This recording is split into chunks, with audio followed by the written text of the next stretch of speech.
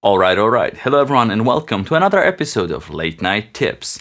In this week's episode, I'm going to show you how I multi-track my analog rhythm into Ableton Live using OVERBRIDGE. Let's get right into it.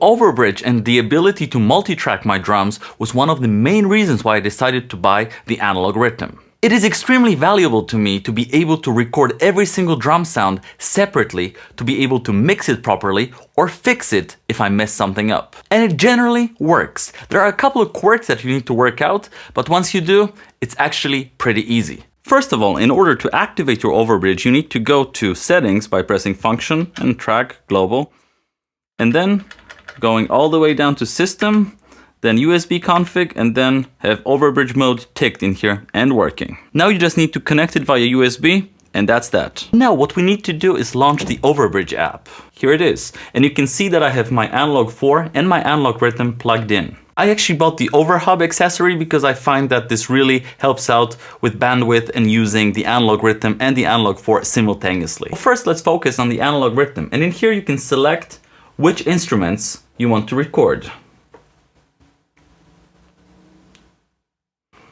For this particular demo, we're going to be using the following beat.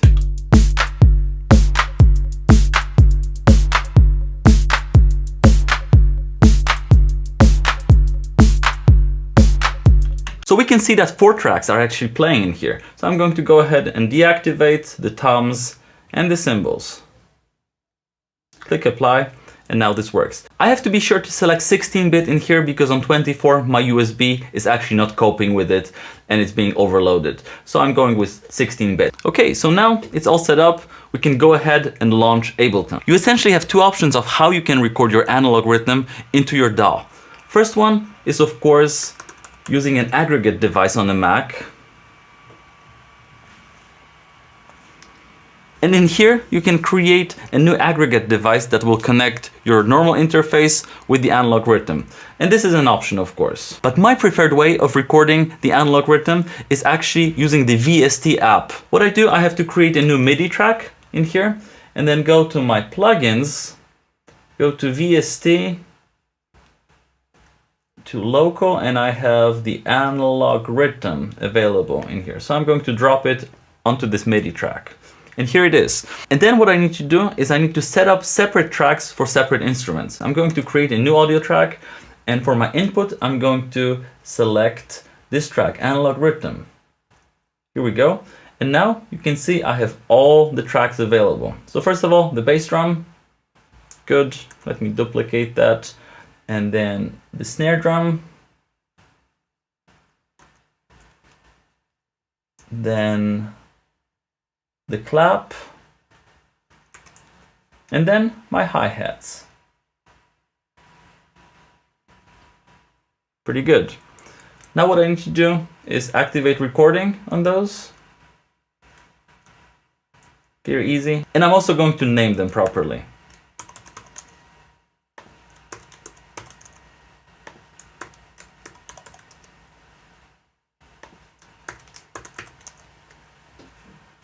And now you should be pretty much ready to go. One thing you should take into consideration, however, is the discrepancy between the latency of your audio interface and OVERBRIDGE. Even if you set the buffer size to the same amount of samples, there will be a noticeable difference between the two. Let me demonstrate. So first of all, I'm going to set up my buffer in here for the audio interface to be 128. And I'm going to do the same thing for my analog rhythm. 128. So technically it should record all simultaneously, but it will not.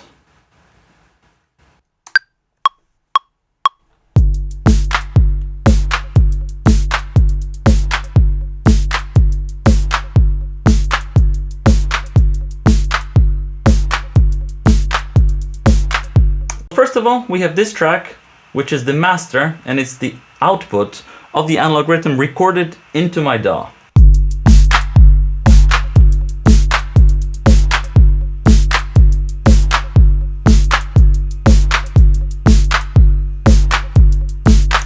And then we have our separate instruments.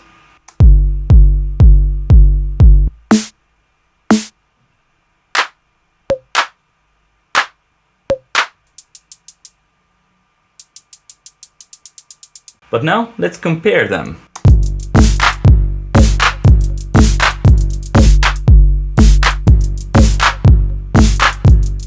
So we can clearly hear that there's a discrepancy, and we can also see it in here.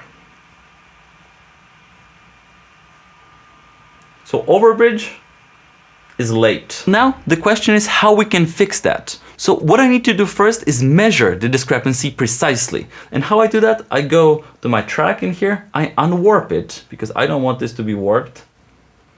I'm actually going to unwarp all the tracks. And now, based on the example of my kick drum, I'm going to select this box in here for milliseconds, and I'm going to add to this box. Then I'm going to zoom in a lot.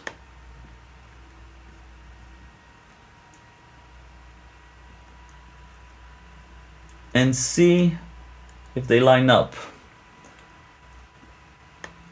I'm going to try and get as close as I can for this to line up. Now I know the discrepancy, I know the latency on OVERBRIDGE.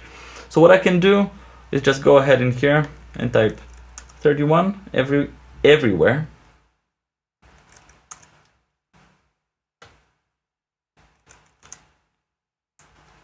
And now let's see how it sounds.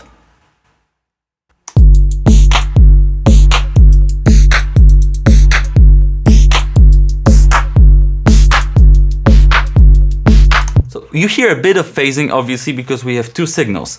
Of course, we're not going to use both of those signals, most likely, unless you're really processing the main signal through some effects and so on. But it's important if you have some other instruments also tracked through your audio interface, like a bass instrument, maybe some other synthesizers, and so on.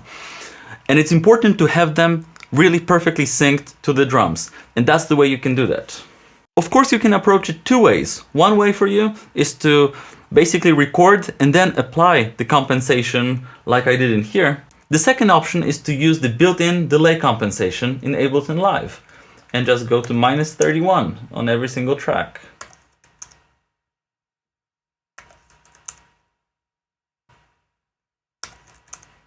Alright, so that's it for this episode of Late Night Tips. Let me know in the comments how important multi-tracking drums is in your setups. If you have any other experiences with the RYTM and OVERBRIDGE, make sure to let me know in the comments as well.